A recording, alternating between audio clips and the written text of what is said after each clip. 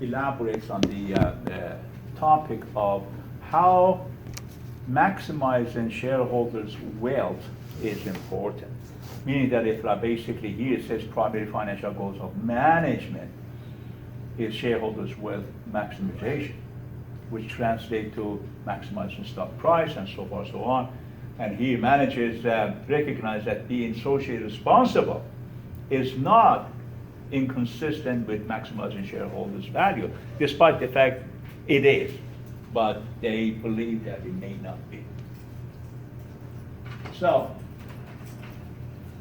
we talked about all these. Some of the business trends, of course, are important for us to understand. I'll talk about this a little bit more later when I talk about certain topics that are relevant to this discussion. But some of the corporate scandals and Sarbanes-Oxley's guidelines in how to be socially responsible in the world of finance, in the world of accounting. So those are some of the things that were not there like 30 years ago, 25 years ago, but they are there today, restricting people to conduct themselves ethically and legally.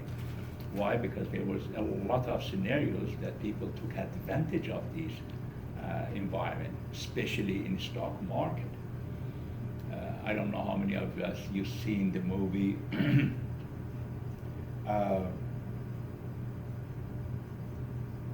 what is it called? I forgot. It's something shark or stock market shark or stock market something that Leonardo DiCaprio played that role.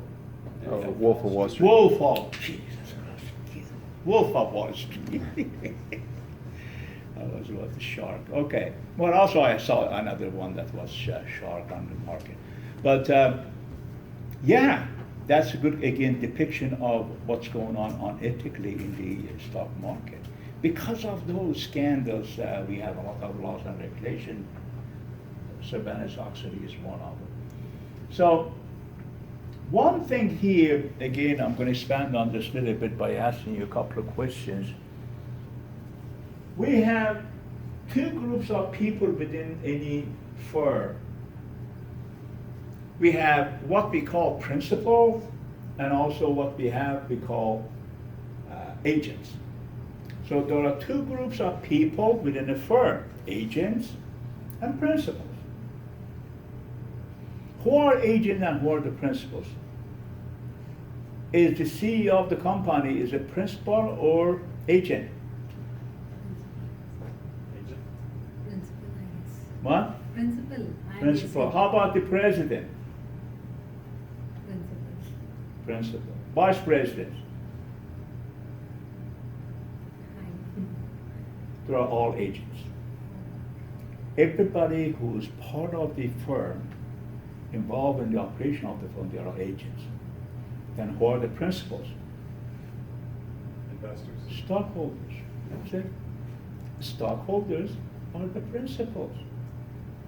If I have 10% of the stocks of IBM, I'm not involved in operation of IBM, how to run the IBM. I even don't know how to do it. I'm just a stockholder, right?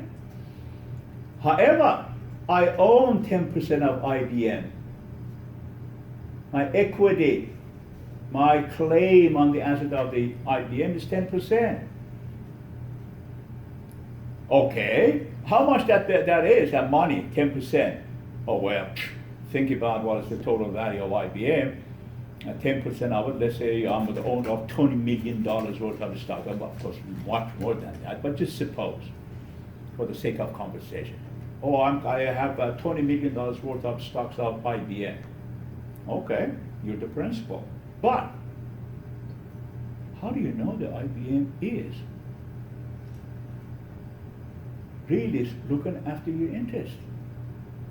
Or their priority is to make sure that you increase your shares value. How do you know that? Because you're not running it. Bunch of people run it that they are not part of the principals, they're part of agents, managers, executives, directors, VPs, CEO, everybody. They're agents.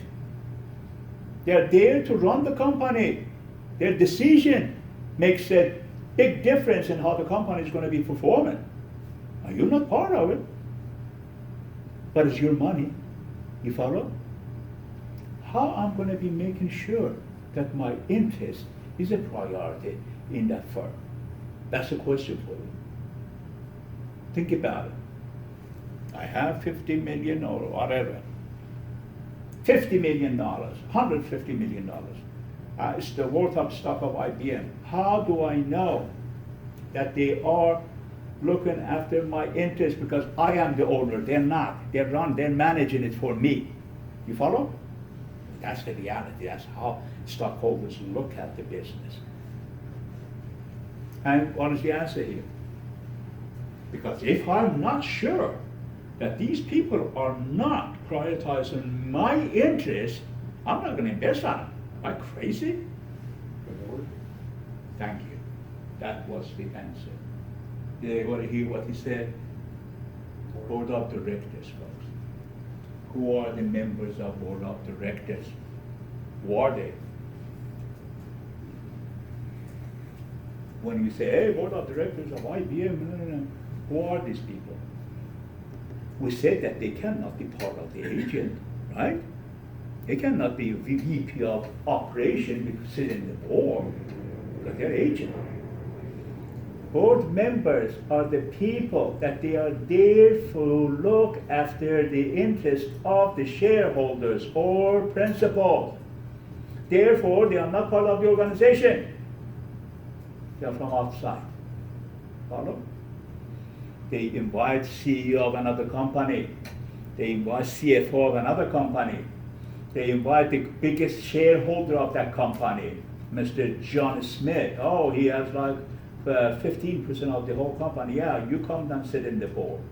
Normally, people who do have biggest portion of or bigger portion of the stocks of any company, they are also sitting in the board. So those people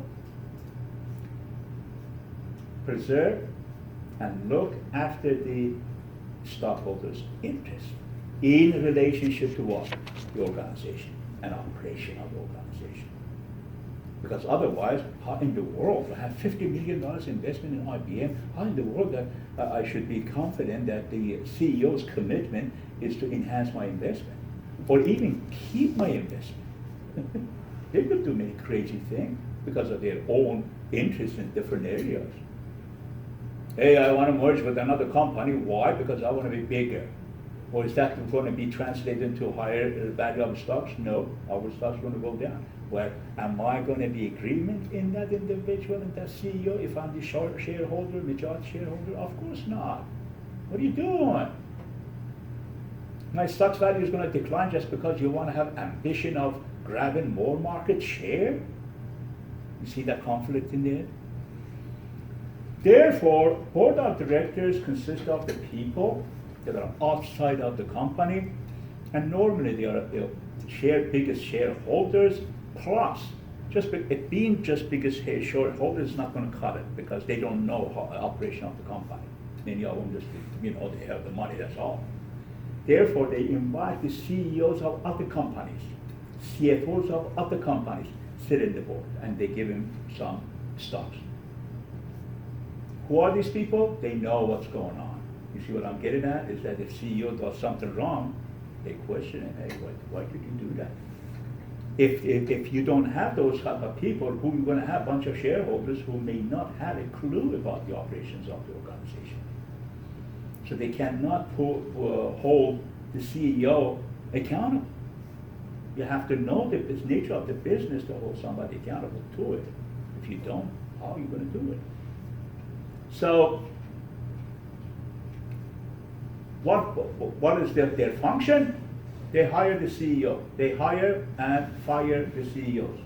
CEO is hired by board of directors. And the CEO is the only member of the organization or firm that sits in board of directors meeting. Nobody else does. CEO is part of the decision makers in the board. So the question is, in an individual, could it be both principal and agent? Yes. If the CEO that's sitting in the board is agent, but also has 5% of the shares of the company, is both. Now, what this leads us? This leads us to answer a question that perhaps we always had in mind, many people had in mind, and never got the answer. And the question was, we all know the CEOs of the companies' salaries and bonuses is 10 times, oh, I'm sorry, statistic shows 40 times, but let's suppose 10 times, 40 times as much as the next individual in the organization. Grand Canyon gap between the incentives, rewards, compensation, salaries of the CEOs compared to the rest of the organization. Meaning that if your president is earning by $250,000, your CEO is earning about $8 million, something like that. If your VPs are salary is $150,000, your CEO's salary is $6 million base salary. Why? Everybody's agreeing with me, right? That's the reality. We know that. We hear that. There's a lot of information on it out there. And then you see that they get a bonus, $6 million bonus. The total salary of all the people in the organization is not $6 million, but he gets $6 million bonus. Why? The answer lies on what I said earlier. Board of directors reward the CEOs. Why?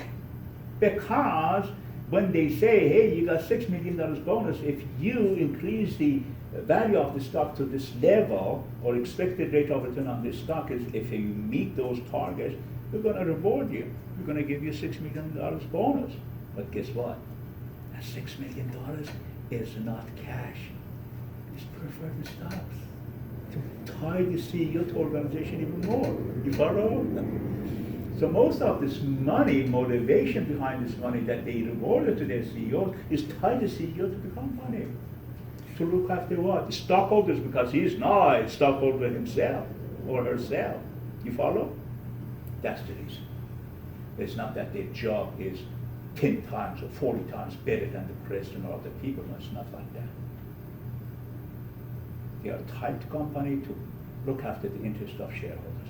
Board of directors decide on it and reward it. So, going back here, managers are naturally inclined to act in their own best interests, which are not always the same as interest of what? Stockholders.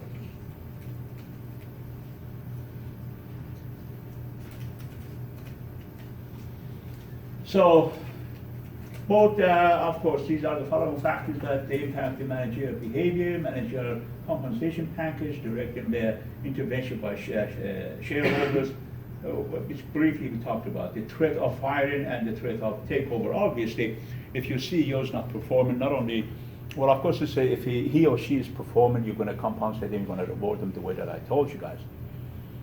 But if she is not performing well, guess what? Board of directors could easily get rid of. And these are some of the techniques that they, or some of the strategies that they have in place for dealing with the CEOs, threat of firing, threat of takeover, so forth, so on.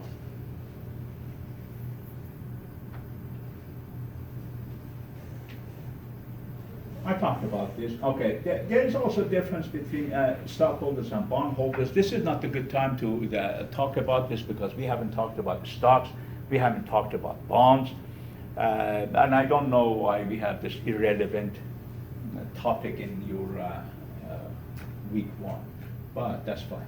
I'll talk about this when we talk about the stocks and bonds in more detail. All right, let's go to this particular discussion. See what we've got here.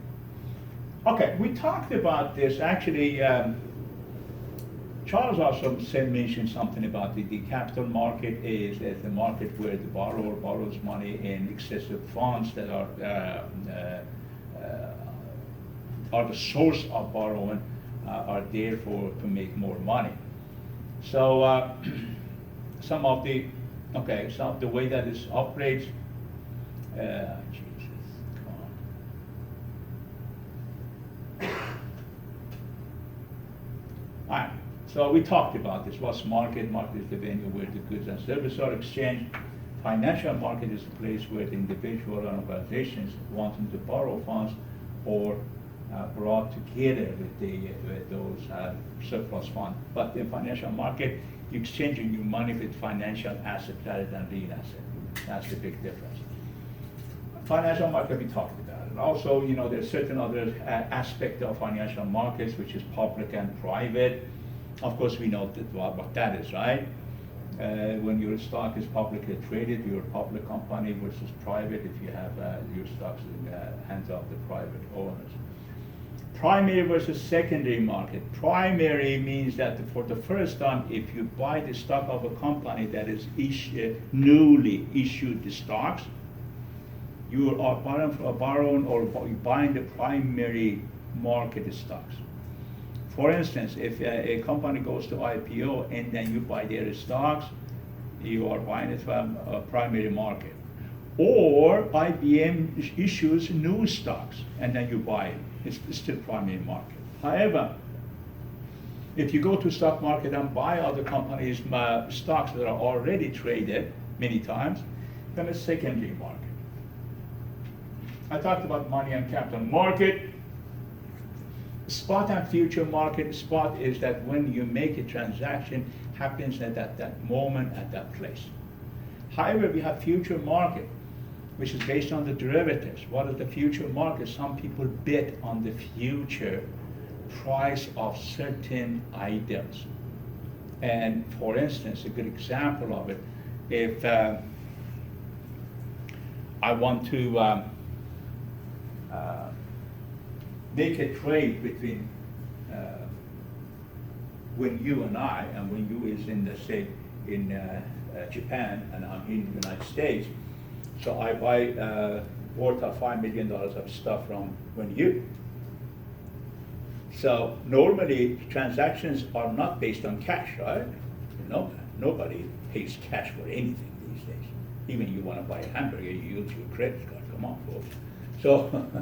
So cash normally is not the means of exchange, but rather what credit is. So till when you, I bought this $5 million worth of stuff from you, I'm going to give you $5 million, I'm going to pay you $5 million, but not now, obviously, 30 days from now, right? That's how normally transactions are happening. Then when you're going to ask me, wait a second, 30 days from now, the exchange rate is not going to be the same. It is going to be your favor or my favor.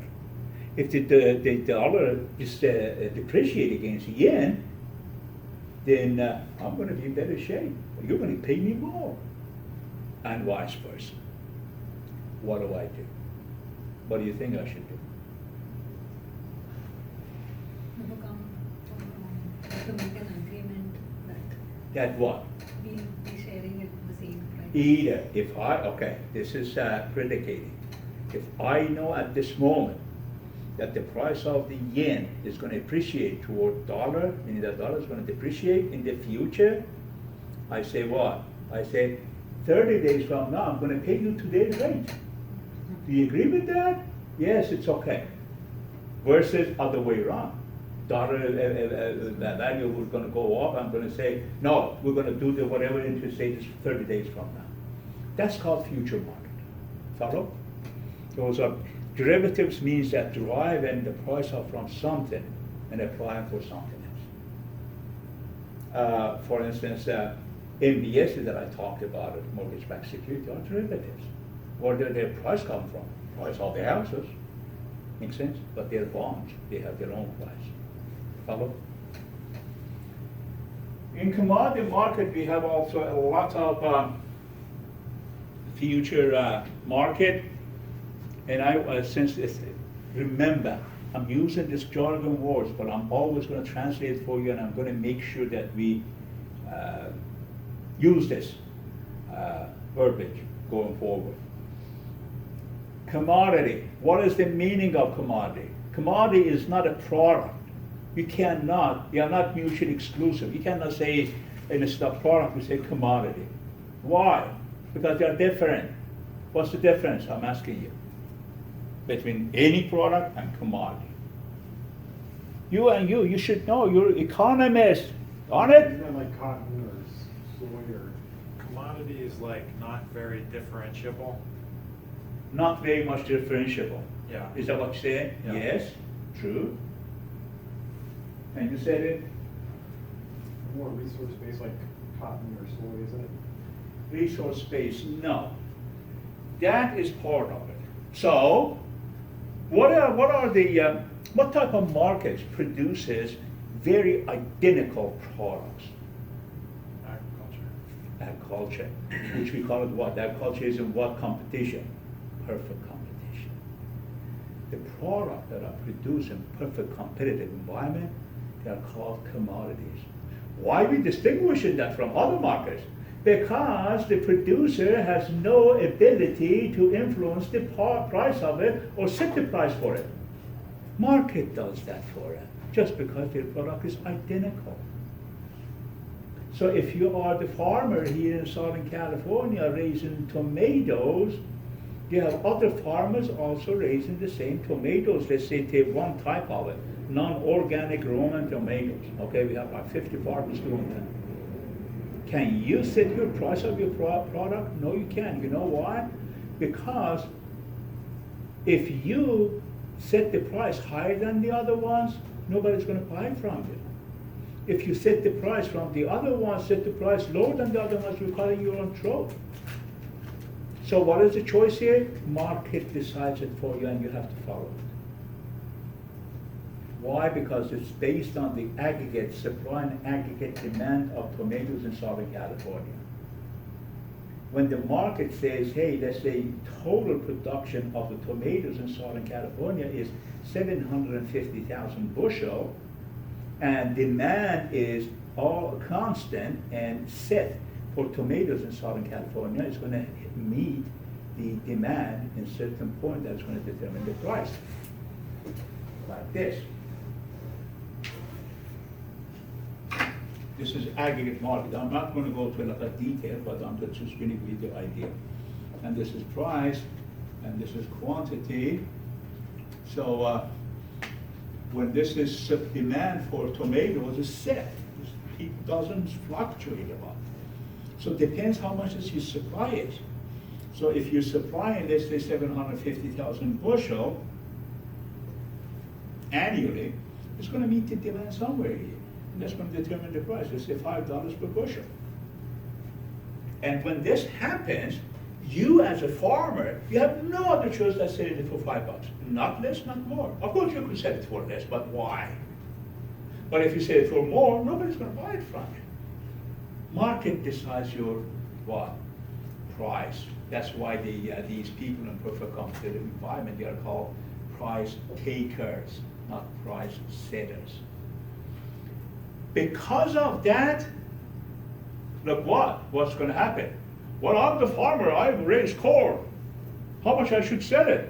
Shoot, I don't know. I'm not setting the price. Market is setting the price. Well, how do I know that? That's why we have commodity market listing.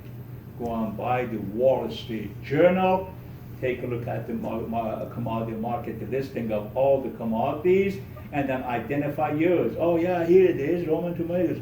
Today's price, $5. Okay, got it. You with me on that? That's why we created commodity market that distinguishes itself from other products. That's not the case when you build, I don't know, selling laptop. Laptop, you have total freedom and authority to set the price of your product. Yeah, I'm not going to sell this, I'm going to sell this. Market, in the perfect competition market, in commodity market, you can. Market decides about your price. So here, when I talked about the future market is commodity market, meaning that many of those commodity markets are future markets. Yeah.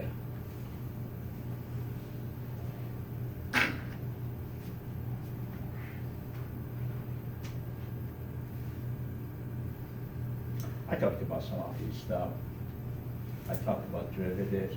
Normally, by the way, derivatives purpose, like the example that I gave you about when you and I, when we exchanged $5 million worth of product, why I am relying on the future market or even bringing the future market to the equation is that I want to mitigate my risk. In other words, I'm hedging it. Whenever you bring the derivatives to equation, you hedge it. That is the purpose. Otherwise, there is no reason. I talked about all these, so all those good stuff.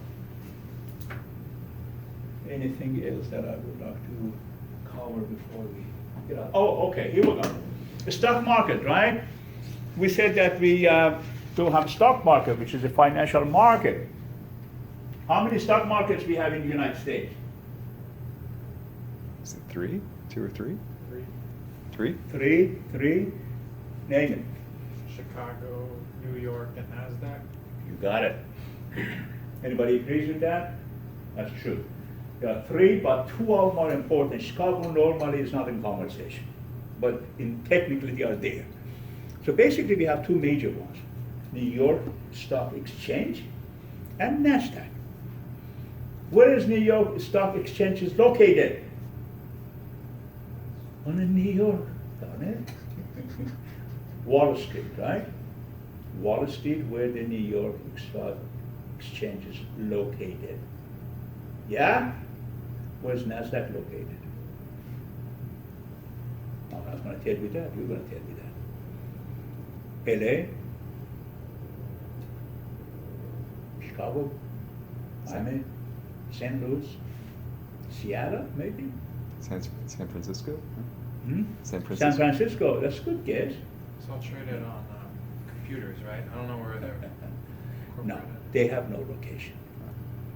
They are called over the counter. That's exactly right. OTC means over the counter. Over the counter means that every trade is done through what? Online, through the internet. You may say, wait a second, 40 years ago we didn't have internet. Yeah, in those days they used to do it with what? Phone. But there is no location for NASDAQ. So difference between NASDAQ, New York Stock Exchange, and Chicago is only the difference between how many companies belong to each of these. Because New York has its own bunch of companies, NASDAQ has its own. NASDAQ is newer than New York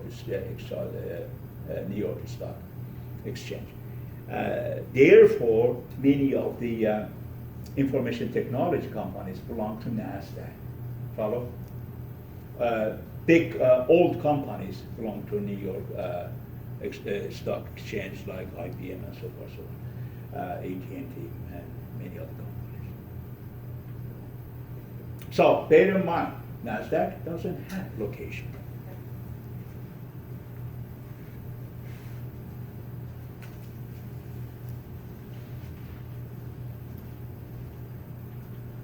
Okay.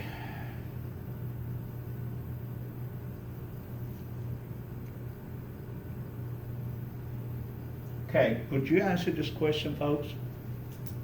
Apple Computer decides to issue additional stock with the assistance of its investment banker. An investor purchases some of the newly issued shares. Is this primary market transaction or a secondary market transaction? Again, the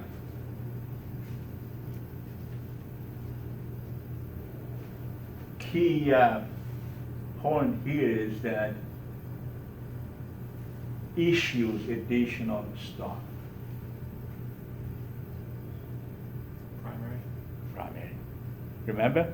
When the company issues for the stock for the first time and you purchase it, you're in primary market. You're purchasing it from primary market. So here it is. It's primary. How about the second one? What if instead an investor buys existing shares of Apple stock in the open market? Is this primary or secondary? Obviously, you could guess this is what? Secondary. Because it buys in the open market, meaning that the stock has been traded many times before that individual buys it. Okay. These are very simple stuff. What is IPO? IPO, of course, is initial public offering, meaning that when a company decides to go to public and have their stock traded in public, they go to IPO. A couple of things about IPO, I have the time, is number one, IPO is an extremely difficult process, meaning that no company, I haven't heard, that does the IPO by itself. They can't. It's a very complex process. So there are a bunch of companies out there that they are there to help the companies to go to IPO. And of course they charge fees for doing this. One of the companies that are known for this is called venture capital companies. These are the companies that they match investors by what? By potential entrepreneurs, or the entrepreneurs who have the ambition of rolling out a business, embarking in a venture. Those are the people that are matched by investors. Who does that? Venture capital companies. But also there are the companies that if you grow your company to a certain level and you wish to exit the company, you give it to venture capital companies and they make your company what? Public. When the company goes to IPO, you get your money and say bye-bye, basically. Why they have to exit? Let me see if you're with me. Why they have to exit? Well, you built the company, keep it. Why they exit? 99% of them they exit. Well, I don't know percentage, but majority of them exit. Meaning that they sell the company, get rid of it, somehow they go to your IPO and get their money and leave. And what this process called harvesting. Why they do that?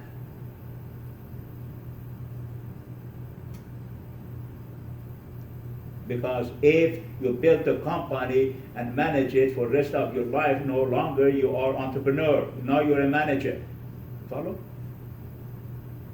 What's the distinction between entrepreneur and a manager? Entrepreneur create a company and leave it alone and goes and create another company. And so far, so on. Manager does not create company. Manager buys the company from entrepreneur and keeps it forever. That's the difference. So entrepreneur has to exit the venture, has to exit the business. If it doesn't, then it's no longer entrepreneur. It becomes a manager. So how do they exit the business? This is the point I'm making. How they exit their business, how they harvest it? By going IPO. Go to IPO, get your money, buy it, and give it to somebody around the company, whoever wants to buy it.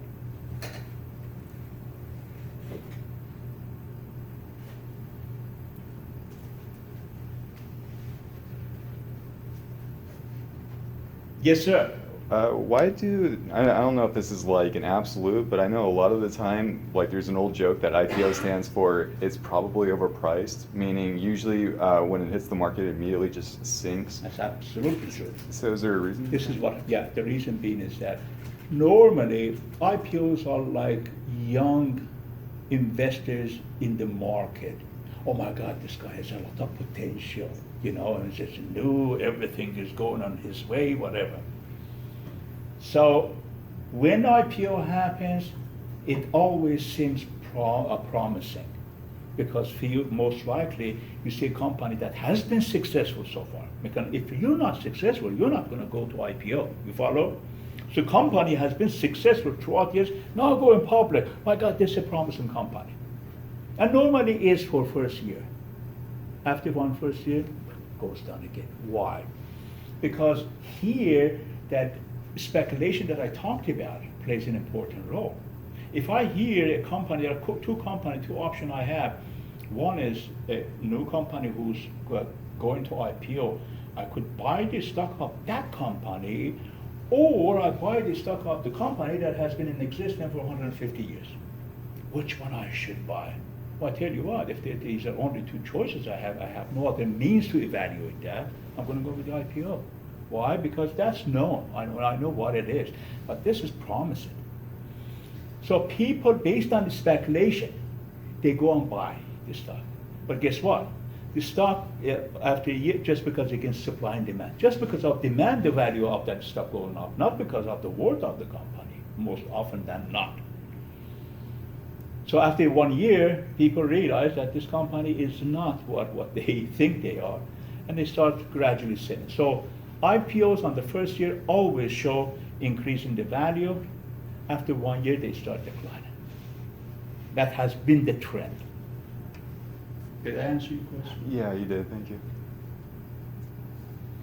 This is important graph here that shows the average rate of return or capital gain or loss of stocks. And of course, I'm going to explain that to you, what is dividend yield versus and capital gain yield, and I'll tell you this, but for now. This is the historical trend of all the stocks in the market that gives you the average rate of return. From, let's say,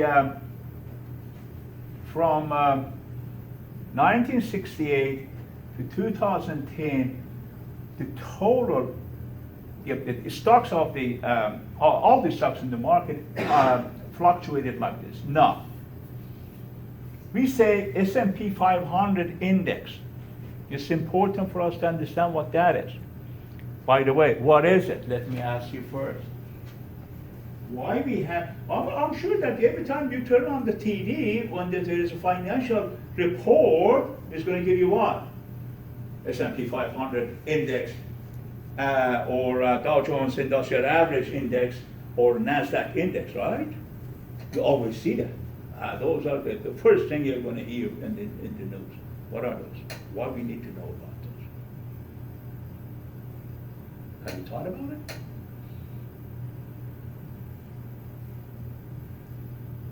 You never thought about it? Yeah.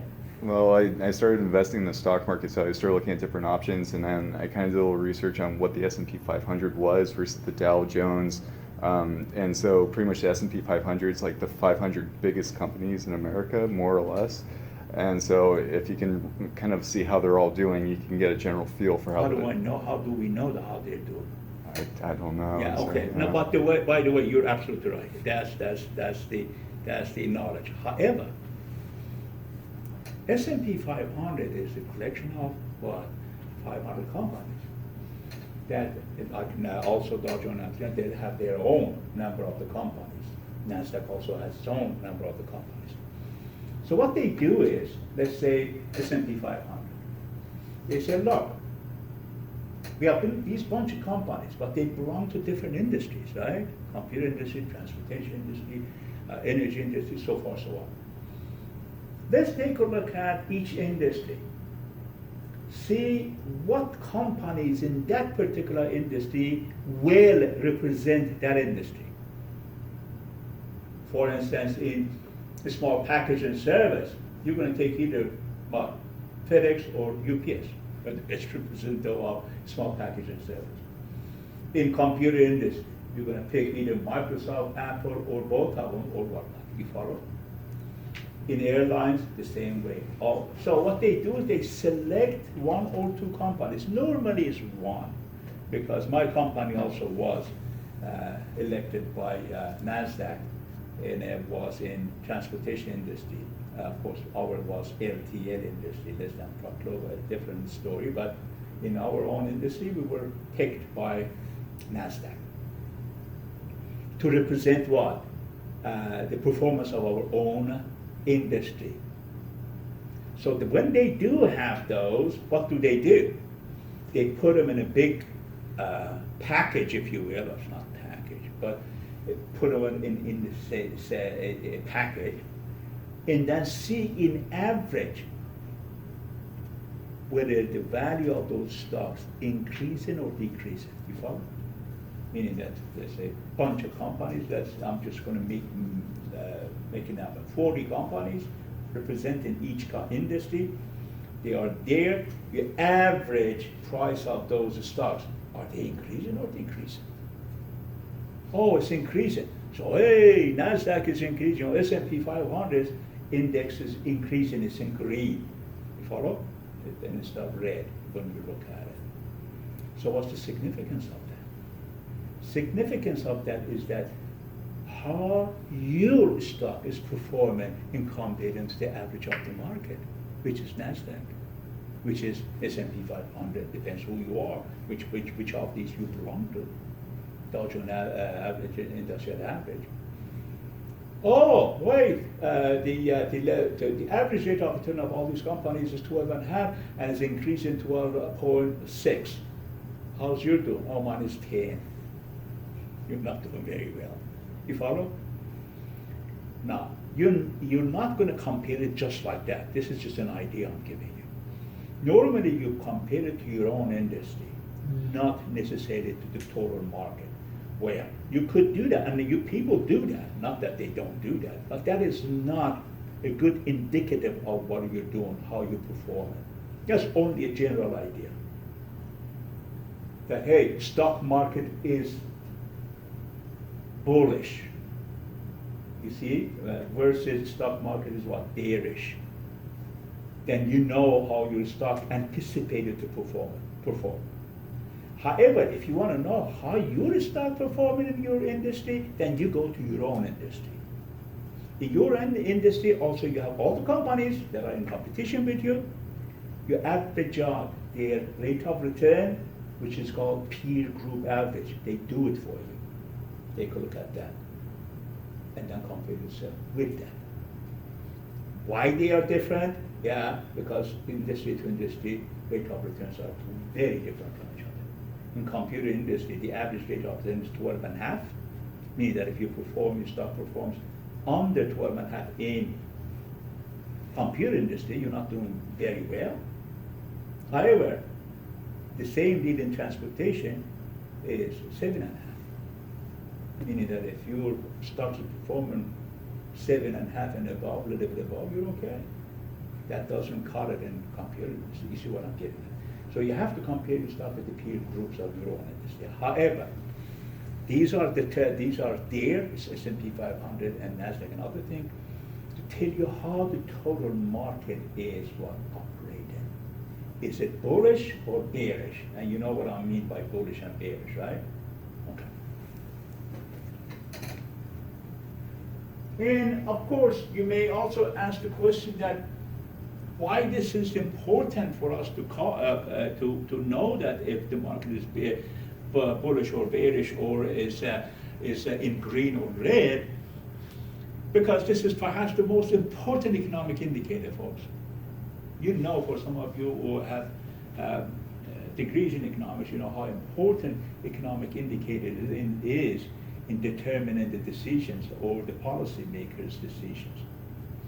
If they look at the stock market and they say they are in trouble, they're declining, that's a symptom of a disease, not the disease that is going to kill you, a symptom of a weakness, a symptom of problem, a symptom of, let's say, a cold that you got it, and you better get rid of it. You see what I'm getting at? If that prolongs itself, then oh my God, you have a chicken pox, it's not cold anymore. You do better go to a doctor. That's what we do.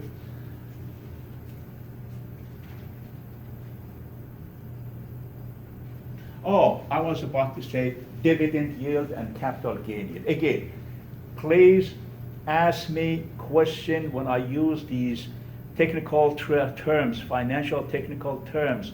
Each one has its own specific meaning, and I'm going to be insisting you that use those specific terms, because otherwise nobody's going to understand you in world of finance. So we say dividend yield plus what? Capital gain yield. Why we say that? What does each one mean to us? Well,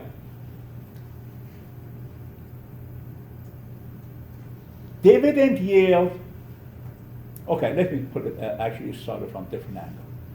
When you buy stocks, what are you expecting to see? Profit. How the profit is going to be yielded to you? How you're going to get that profit? By what? You're hoping to what? You follow what I'm saying? Is that, hey, I got this stock, I sold it to you. What are you looking for to see that profitability on it? Where? What has to do? This is stuff. How much it will be divided, how much would be my share. Exactly. So you're looking at two things. What kind of dividend I'm going to get out of this stock? Number two, am I going to see increase in the value of this stock? So there are two sources to make for what? For total rate of return of your stock. That's what you're hoping for. Is it paying dividend? Yeah. How constantly, how often they pay dividend? How much the dividend is? That's your future cash flow. Some people live by that, by the way. If you're retired and you have like, I don't know, $5 million and you invest in the stock market, you're living by dividend, you don't have anything else. Also, stocks increase in prices, right? So you have two sources that gives you total rate of return. One is called dividend yield, how much dividend is giving you. The other one is what? Capital gain yield. Capital gain yield means what? Increase in the value of the stock. Okay? So that's what we have up there. When we're going to talk about stocks, you're going to see how we calculate both. There's a method to calculate dividend yield and a method to calculate the capital gain yield. We're going to calculate some of those.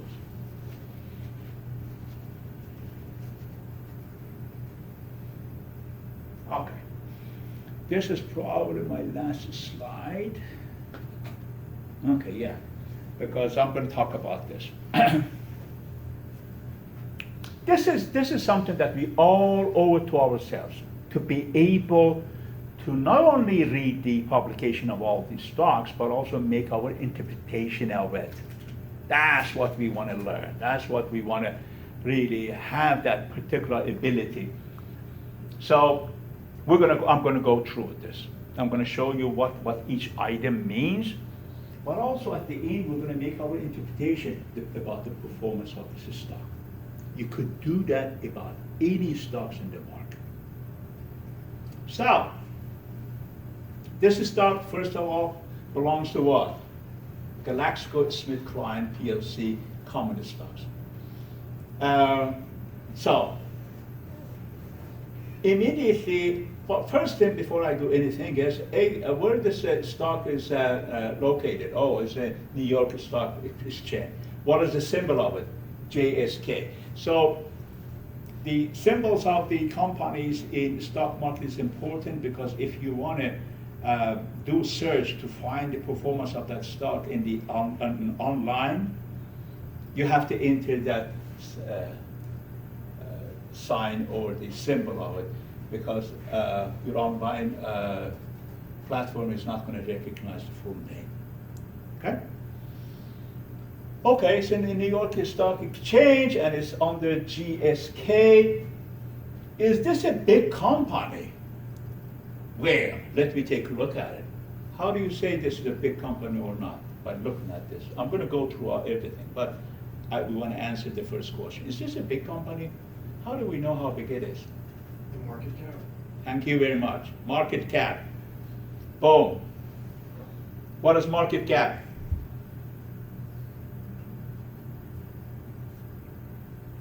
Market cap, when you take price of each stock and multiply by the number of stocks, gives you the market cap. Meaning that value of your company in terms of common stock only. And what it should mean? That's market cap. How much is it? These are all in terms of billion. $110 billion. So, it's a big company. All right. This is the price of their stocks, $42.29. How did it perform? Oh, it declined. From when? From the opening hour, meaning that from yesterday when the market opened, they declined 0.92 or 92 cent. They declined with 92 cent out of 43.29, or declined 2.08%. That's the time that you're looking at this. Last traded, this was the last traded stock. It was traded 43.31, but currently is 43.29. Obviously, it's declined. Trade time was this. Change, of course, we said it. That was it. Previous close, meaning that yesterday's close was 44.21. It opened at 43.58, meaning that price of the yesterday was higher than today. Bid and ask. Does anybody know what bid and ask is? Selling and buying. It sold 43.30. It was bought for 43.31. A number of the stocks, that how many were bought and sold. 1 year target of this price of the stock is 45.50. You want to take a look at that. So far, what you already got from this particular few numbers. What we got so far is that if the 1 year target estimate is 45.50, and the range, days range, and the 52-week range, meaning that within a year, range of the fluctuation of this stock is from $34.44, and the target is 45.50, what is the interpretation of it? This stock doesn't fluctuate very big or drastically. Doesn't fluctuate drastically. Meaning that it's what? Stable stocks. Meaning what? Meaning they're more of a conservative type of stock than aggressive stock. So far. These are some interpretation that you could make. Because if the price of stock currently is 43.29 and say, hey, within a year it's going to be average of 45.50. Well, it's not going to fluctuate much. It's going to be basically fluctuate in a very subtle wave. It's not going to go like this, Okay. Volume, the total number of the stock traded that particular day was 673,000. Average volume in 3 months is 2,330,000 is number of the stock bought and sold. Market cap, already talked about it. Now, PE ratio. What is PE ratio? Price earnings. What? Price earnings. Price earning ratio, exactly. Meaning, if we take the price of the stock and divide it by earning per share of that stock, we're going to come out with price earning. Why do we want to do that? What is that gives us? What is that indicative of?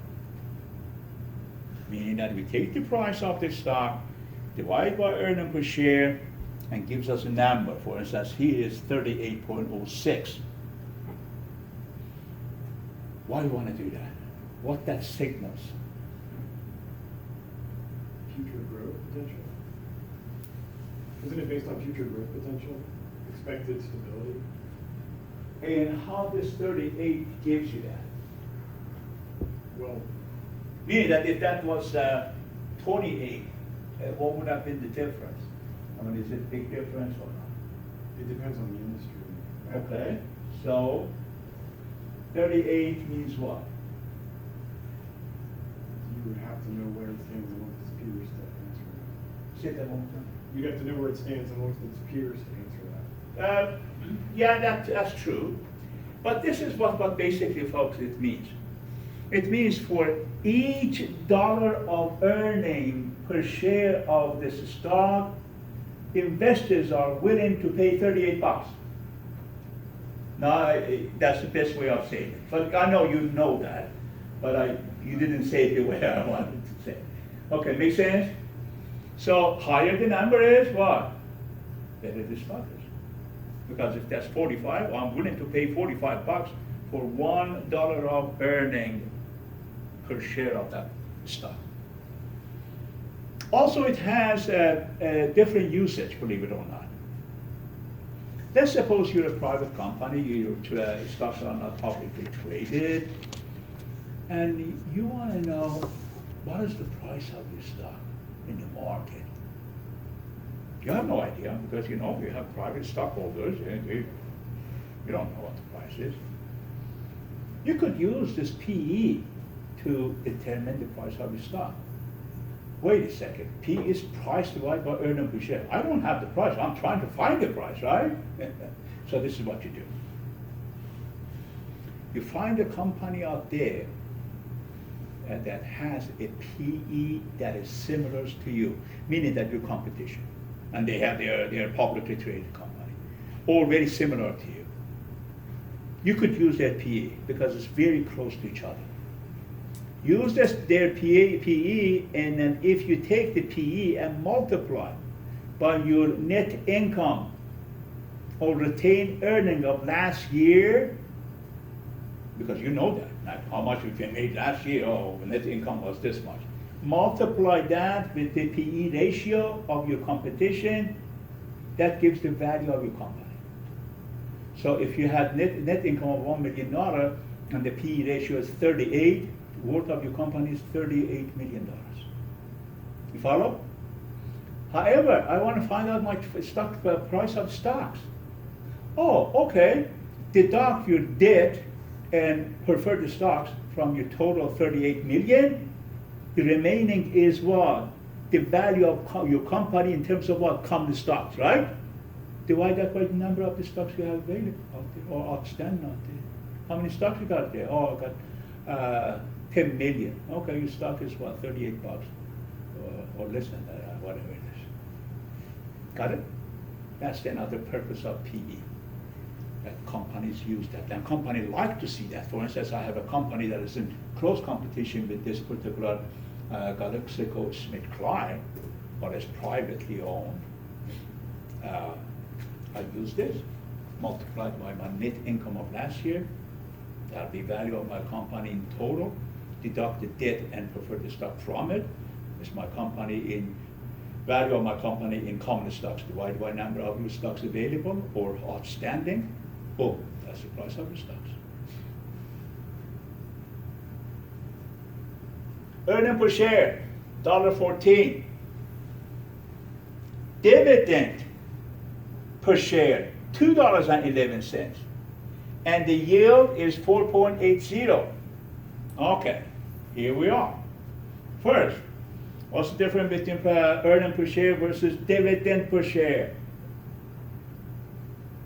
Dividend per share is cash given to investors. Say it one more time. Dividend per share would be cash given to investors per Yes. share. Yes.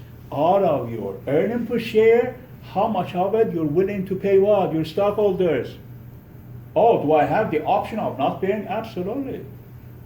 Only your obligation is toward what? Preferred stock. You have to pay the dividend on those. But common stock is totally in the discretion of the financial manager or CFO.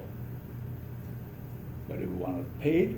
Okay, here becomes it's not that simple. It becomes the issue here. Well, if I have the option of not paying, why in the world I want to pay the dividend? What's the answer to that? Hey, I'm not obligated to pay. Why should I even pay you? I could keep it and use it for a different purpose. Reinvest it back in the company. I'm not obligated to pay you dividend, but why I'm paying you dividend? What's the answer? Because if I don't pay the dividend, you're going to dump my stock and buy the company's stock that pays good dividend. That's why. I got to take care of you guys. You follow? We're going to have a good discussion on that in the future about the residual dividend policies and how companies decide to pay dividend or not to pay dividend. There's a model, there's a formula for it. We're going to talk about those in the future. So, that's the difference between earnings per share and what? Dividend per share. So, wait a second. If I'm paying the dividend per share out of earnings per share, So my earning per share should always be more than my dividend per share, right? I mean, all of my earning per share, I'm paying dividend. Oh, 50% of my earning, oh, okay. Therefore, my earning per share always should be bigger than my dividend per share, right? That's the logic. But in this case, it's not. Why not? Dividend per share is 211, earning per share is 114. Wait a second, that this stocks, I didn't make a profit to pay this kind of dividend. You follow? Why this is there? Why? What happened there? That's the interpretation. That's what you want to read out of this. What is your interpretation about it? Maybe they didn't pay a dividend for a long while and they paid from stockholders' equity. No, that's for, both of them are based on that particular year. They borrowed, Thank you. Why? keep investors happy. Thank you, that's it, you see? This company wants to take care of you. Hey, we didn't have that much of earning per share, but I'm willing to give you twice as my earning per share as dividend to keep you around. I love you. That's what it is. And most likely stockholders not only happy, but other people are buying this stock, especially the people who won't depend on their dividend. And we're going to talk about that more later. Finally, what is in parentheses? It says yield. What is that? Just because I talked about it, I'm asking you that question. Your yield is equal to dividend yield plus what? Capital gain yield. Meaning that you add them all together, how much does stock yield? 4.8.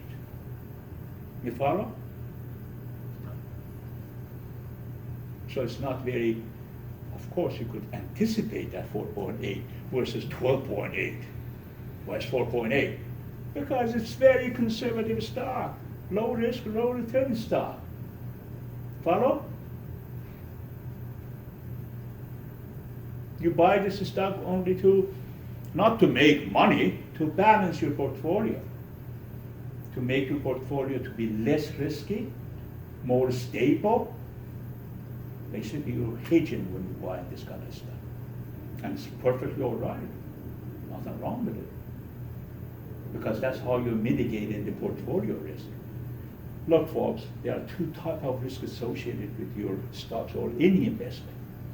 One is called standalone risk. The other one is called portfolio risk. The standalone risk is like risk associated with one stock. Stock of, let's say, IBM, you're buying it. Risk associated with that. Okay, that's the standalone risk. Can I do something about this? No. You're taking a chance there. You cannot do anything about it. That's also called market risk. We'll talk about that later on. I don't want to talk about everything. So, however, I also have a portfolio risk, meaning that I have a bunch of other stuff, different types of stocks and bonds and other things within the portfolio. There's also risk associated with that. Okay, can I do something about that? Yes, you can. You could mitigate that risk portfolio risk because it's in your hand, but standalone risk, like you cannot do anything about it. Meaning that if I buy all my stocks are IBM stocks is not my control. Companies could lose money, could gain money, whatever. But if I have a portfolio that has 30 different stocks and bonds and other investments in there, I could reduce the risk on it. How? Buy some conservative stock, combine it with what? With aggressive stocks. Buy some junk bonds that they are high rate, high return and high risk and high return bonds. Also buy some treasury bond, which is absolutely low risk, low return. Also, you could buy stocks that are cyclical. What is cyclical stock? They gain value when the economy is doing good. They lose value when the economy is doing bad. How can I mitigate that? Buy some counter-cyclical stocks. stock that they do very good when the economy is not doing good. They do bad when the economy is doing good. So they balance each other out. So what is counter-cyclical stock? Well, we know cyclical stock, majority of companies are cyclical stock, meaning that when the economy is expanding, they do well. When we have recession, they do bad. But what is counter-cyclical? I said that they do opposite, right? What are the examples of it? Relax.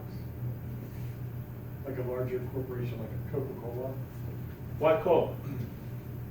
I mean, it could be. Because even in recessions, Coke tends to do well. Maybe in recession says more than the expansion, Or fill more. That could be. But better examples of it, what? Think about it. Companies that do very well when the economy is not doing well. Alcohol? Discount. Alcohol? Alcohol, absolutely. Cigarettes. You better hope, as the alcohol, if you're in charge of Budweiser, hope that the economy is always in recession because people are going to get drunk. Anything else? Collection agencies, right? Walmart. Hey, I used to go Nordstrom all the time, but I'm unemployed. Walmart is the only place I shop. Yeah, dollar store. Many of those companies.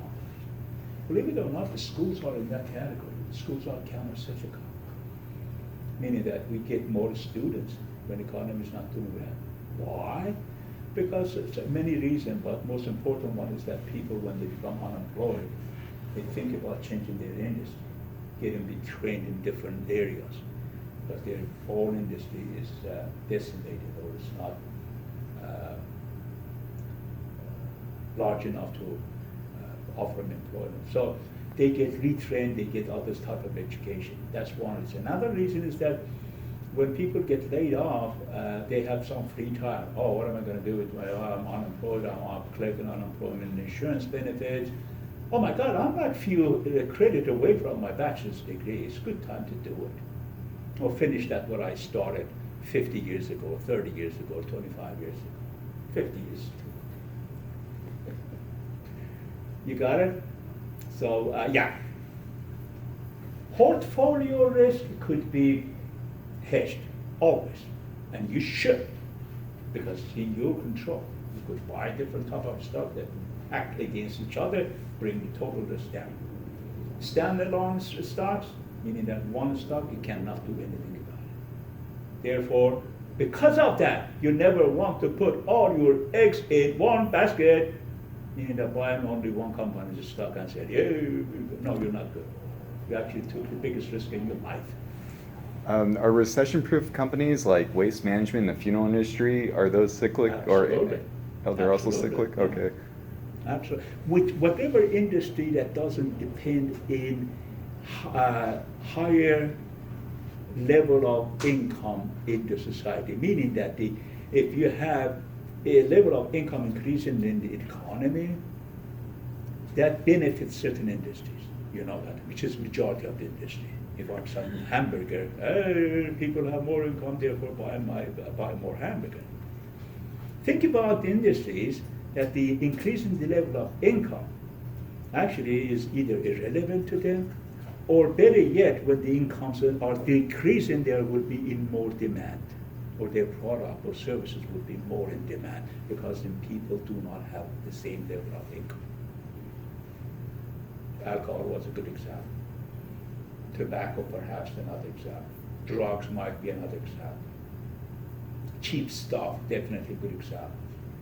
Hey, I used to drive a Lexus, now I'm Toyota Corolla, man. Well, would you say that those were cyclical or counter-cyclical?